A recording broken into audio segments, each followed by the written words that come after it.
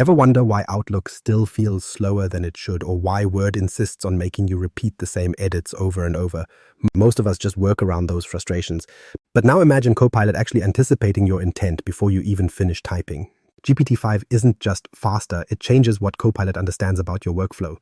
Stay with me, because in the next few minutes we're going to unpack exactly where that leap starts to make your day smoother and what problems it quietly eliminates that you've probably stopped noticing yourself. Why our daily M365 tools still feel slower than us. Imagine waiting longer for Outlook to load than it takes to actually write the reply. That tiny delay doesn't just cost you seconds, it breaks your rhythm. You're ready to respond, your thought is clear, and suddenly you're staring at a spinning icon instead of getting the job done. We've all been in that spot, and it's easy to shrug and move on. But when you add these interruptions across a day, it's more than an inconvenience. It's a pattern of friction that slows everything down, even when the actual work you're doing is simple. Outlook, Word, Excel, all of them have habits like this that we've just learned to tolerate. But think about how often you've searched for an email thread only to find yourself manually scrolling anyway because the filters take too long or don't sort quite right. Or the number of times you've copied a block of text in Word only to fix the formatting for the 10th time that week. In Excel, it's the endless adjustments of column widths, tweaking formulas that should have been reusable, or fighting to keep charts consistent with the new data you pasted in. None of these are hard tasks. They're repetitive in a way that feels like you've become the low-level assistant to the software, not the other way around. The strangest part is how normal it feels at this point. If you step back, it almost doesn't make sense. Microsoft rolls out updates constantly. We've all installed patches, seen the ribbon interfaces evolve, and noticed the little AI help icons creeping into the toolbar. But the experience of actually using the tools hasn't shaken off those daily bumps. There's a quiet resignation in the way people approach it. Outlook is just slow. Word will always need formatting cleanup. Excel will always require nudging.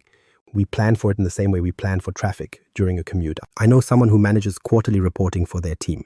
Each time they copy in the same data, update the same formulas, and then spend half a day reformatting charts and cleaning up the report's design so that it looks presentable for management. The automation tools are technically there, macros, some quick AI assist, but they underestimate what people actually need. Instead of anticipating style preferences, phrasing, or layout decisions, the tools just repeat mechanical actions. The result is a ritual of doing the same extra work quarter after quarter with only partial relief. Outlook has its own flavor of inefficiency. Sorting rules work, but they're rigid. You still wade through noise before landing on the emails that matter. Yes, it can surface important messages, but the blunt categories leave you second-guessing whether something has slipped through. In Word, predictive suggestions often fall flat. You may type per hour, and it wants to autocomplete into something overly formal or worse, irrelevant, missing the way you actually communicate. The AI tries, but it doesn't really understand repetition that comes with nuance. To be fair, Copilot with GPT-4 brought real improvements. Drafts get generated in seconds, and you can ask for summaries or formula suggestions that would have saved massive effort a few years ago. But here's the catch, it still feels transactional. The tool does what you say, but it doesn't quite grasp what you mean. Copilot interprets commands, but it doesn't yet understand the context that shapes why you're doing the task or what outcome would save you the next 3 steps. That gap is where friction survives. Our expectations are higher. We all want smart tools that cut the boring work automatically, not smartish tools that require additional babysitting. When Copilot produces a draft that needs heavy rewriting or a summary that strips out the detail you actually needed, you don't save time. You just trade manual typing for manual fixing. The promise of seamless assistance is there, but it's still not fully realized. That brings us to GPT-5. Instead of bolts of intelligence added onto inefficient systems, you start to see software that moves closer to how you think and work. GPT-5 doesn't just respond when spoken to, it starts to preempt the actions you always repeat. Whether it's grasping the tone of your writing without prompting or recognizing the structure of your spreadsheet before you explain it, the shift is subtle but noticeable. These once accepted annoyances stop background humming in your day and quietly fade out of your workflow. If Word and Outlook have always felt one step behind you, next we'll see how GPT-5 flips the script by moving from instructions to something that feels much closer to genuine understanding. The leap from instructions to true understanding. Copilot right now often feels like handing a to-do list to a new intern. You have to spell out every step in plain detail. Type this exactly, fix that formatting, summarize this thread, and even after all that, you still expect they'll miss the tone you wanted or drop the detail that actually matters. It isn't bad work, but you don't feel like you're collaborating with a capable partner. You're still managing the tool instead of trusting it to manage the job. That's because today's Copilot operates mostly on instructions rather than understanding. It parses the words you type, but it doesn't fully grasp the intent behind them. This difference between instructing software and working alongside it is subtle but important. Think of it this way. Instructing is what happens when you say, make a chart with these numbers. Collaborating is when the system recognizes the messy data set, understands what you've been working toward over the last few minutes, and proactively says, Here's a chart that aligns with your goal. Do you want it grouped by region or by time period? We're not talking about magic insights. We're talking about something as basic as the system keeping track of the context you've already provided instead of starting fresh every time. Where this breaks down today is in moments when Copilot delivers something that technically follows your instruction but ignores the context around it. Maybe you've typed a professional but warm email draft 50 times before. You ask Copilot for help and it spits out sterile corporate phrasing that sounds like a standardized template. Or you're in Excel and you need a formula to track average sales by salesperson for the quarter. Copilot might suggest sum instead of average, or give you something valid but irrelevant. Then you end up trying variation after variation of the same prompt until the output lines up with what you need. Each rerun chips away at the supposed time savings. And it isn't just Excel or email. In Word, users often repeat themselves in a slightly different way just to nudge Copilot into getting the draft closer to their real tone. Instead of summarize this report, it becomes summarize this report for senior leadership with emphasis on team performance and without repeating background details. Then you try again with make it shorter, or shift the tone to encouraging, not neutral. Taken individually, those steps don't look terrible. In practice, though, you often end up writing just as much as you would have by hand, except now you're writing instructions instead of sentences. GPT-5 changes the nature of those interactions. The leap isn't about adding more features or more pre-written templates. It's about threading reasoning through the task so the system understands the why along with the what. GPT-5 builds a memory of tone, audience, and purpose across the different files and apps you're touching. This acts as glue. Instead of resetting with every new command, it keeps track of the bigger picture. Picture drafting a report in Word. With previous Copilot versions, you'd write a chunk of text, ask for a summary, fix the tone, then maybe cut it down again. With GPT-5, the system recognizes your usual phrasing, mirrors your ways of emphasizing key points, and produces a summary that already sounds like your work. The difference is immediate. Instead of multiple prompts, you're looking at a usable draft on the first attempt. Or take Excel. You paste in a dataset with hundreds of rows. You ask for analysis. Instead of spitting out raw formulas or awkward charts unrelated to your decision point, GPT-5 now interprets the dataset. It sorts dates naturally, recognizes which column is the identifier, and understands you want overall trends, not just arithmetic. The formula it suggests isn't generic, it's tailored to the shape and meaning of the data. Maybe it highlights anomalies or points out correlations before you even asked. That type of anticipation is where repeated prompting drops away. The result for the user is far less back and forth. Output quality shifts from usable after editing to usable right away. When the system nails tone, structure, and calculation on the first attempt, you stop thinking about how to phrase prompts. You focus back on the actual work outcome. That's the real leap from instruction to understanding.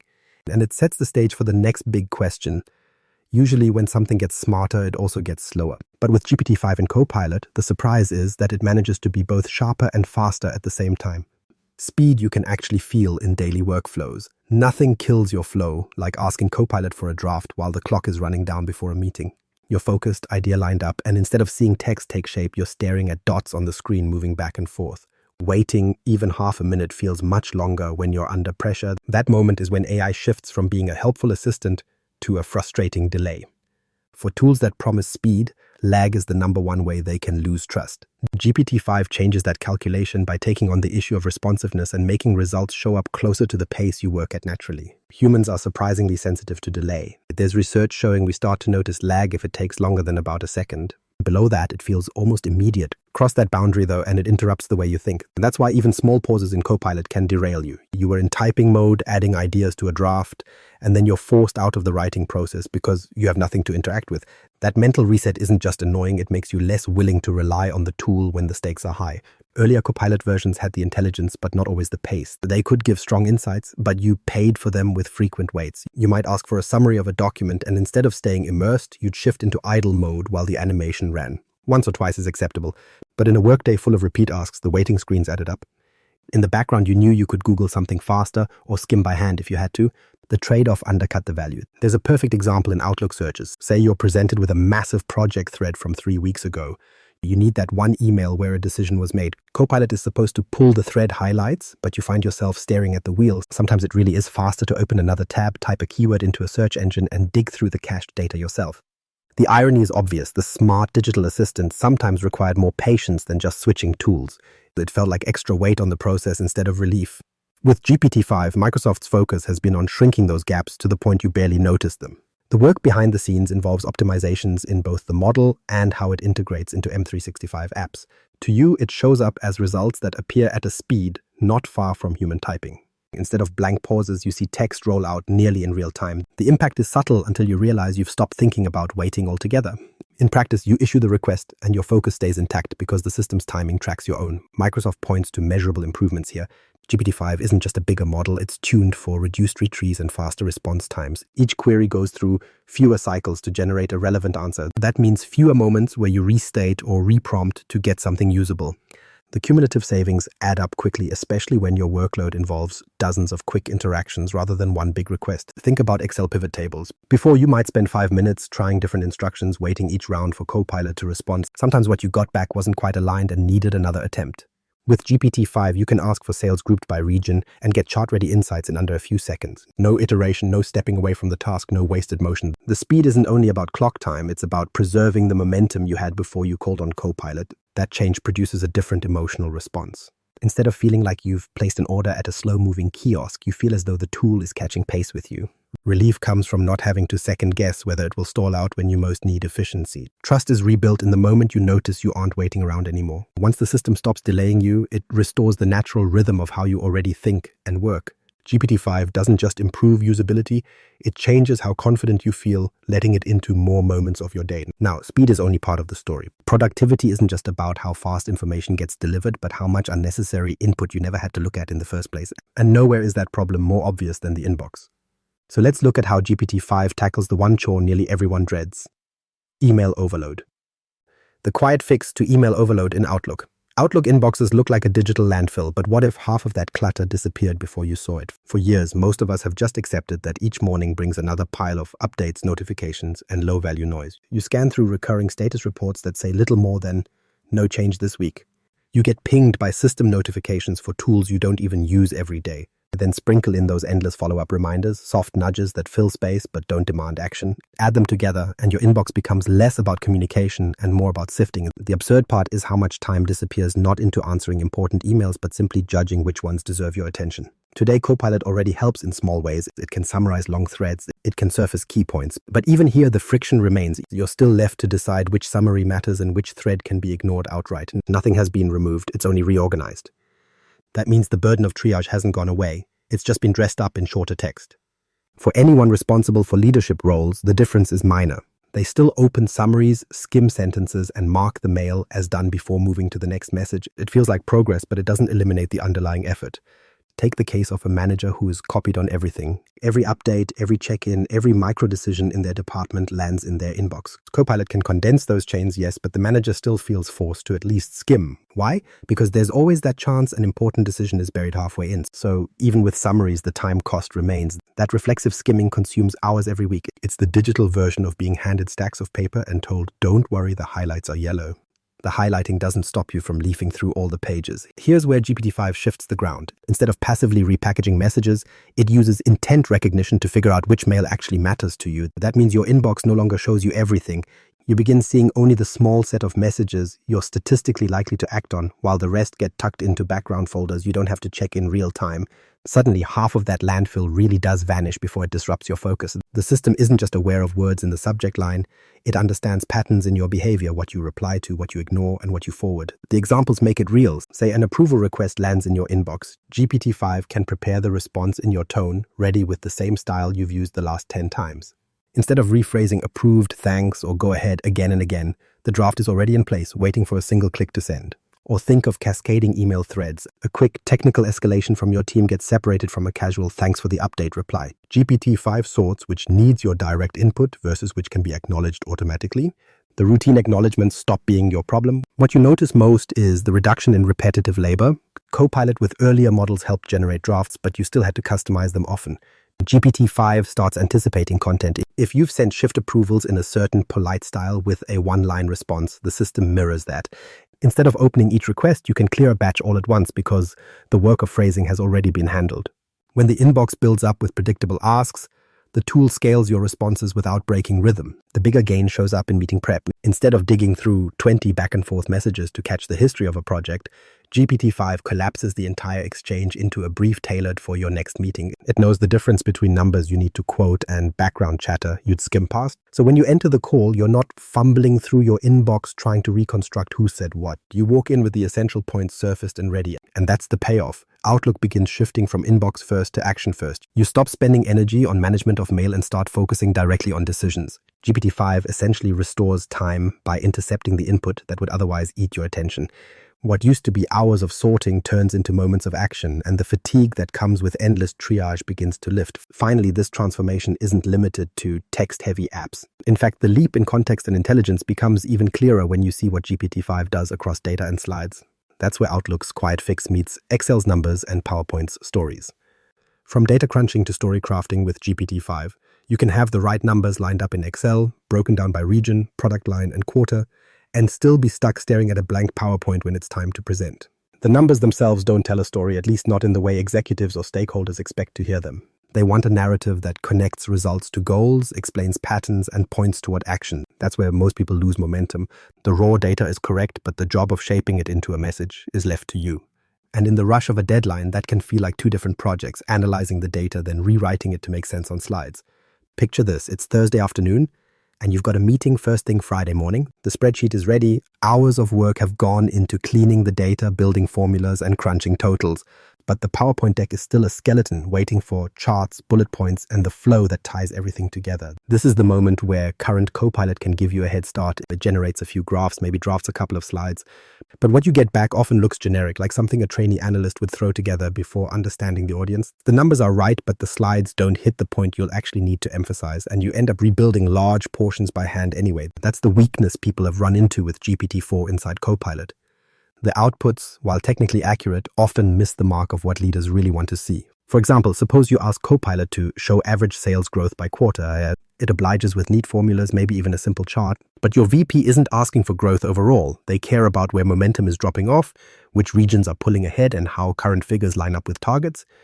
Those kinds of insights require pulling threads together, not just executing a math function. So you either nudge the AI with hyper-specific prompts or accept that you'll need to reframe the story yourself. This is where GPT-5 starts revealing its edge. Instead of treating tasks one app at a time, it carries awareness across your workflow. It doesn't just see Excel as numbers and PowerPoint as boxes for slides. It recognizes that the numbers have an audience, and those slides are a delivery vehicle for a narrative. When you ask GPT-5 to take quarterly sales data and prepare a presentation, it doesn't just lift raw charts into PowerPoint. It builds a sequence of slides that reflect a story, performance against last quarter, regions trending up or down, and the likely implications for next quarter. You're not handed detached visualizations, you're given talking points aligned to what decision makers will ask about. Take a concrete case. Your Excel sheet tracks revenue over the past 9 months broken into 3 major regions. Instead of inserting 3 disconnected line charts, GPT-5 produces a slide outline that says, North America overtook Europe in Q2. Growth slowed in Asia by 8%. North America is now driving 55% of total revenue.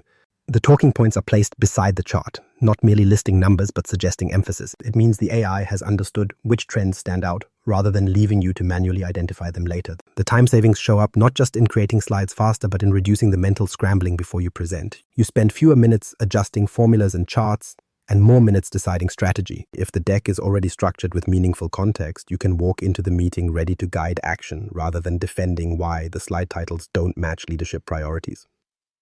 It's a different kind of preparation, less firefighting, more messaging. The long-term value of GPT-5 goes even deeper. The consistency across Word, Excel, and PowerPoint means you no longer reinvent the same material 3 times. Draft a briefing document, and the same themes carry into your slide deck without extra prompting. Summarize the figures in Word, and the points align with the charts surfaced in Excel. The system is piecing your material into one continuous thread. That consistency has been missing from earlier AI support, where each app felt like its own island and you became the bridge between them. What emerges is not just faster formatting or cleaner charts, but assistance that leans towards strategy. GPT-5 behaves less like a calculator or slide generator and more like a colleague who sees both the data and the message it needs to support. It takes you out of the role of slide assembler and into the position of discussing outcomes. And once you've seen that shift, it's easier to imagine a workday where each app doesn't compete for your attention, but contributes seamlessly to the same objective. Now, let's bring it all together with one final clarity check. GPT-5 inside Copilot isn't about flashy breakthroughs. It's about stripping away the invisible weight you've been carrying, those repeated microtasks like formatting, sorting, and rewriting, the kinds of chores that barely register individually but consume real hours every week. When that overhead disappears, the change isn't loud, but it's felt. So here's the question. If you got back 5, maybe 10 hours each week, normally lost to email, triage, and document cleanup, what would you choose to spend it on? This shift isn't about making software faster. It's about reclaiming headspace for the work that actually matters.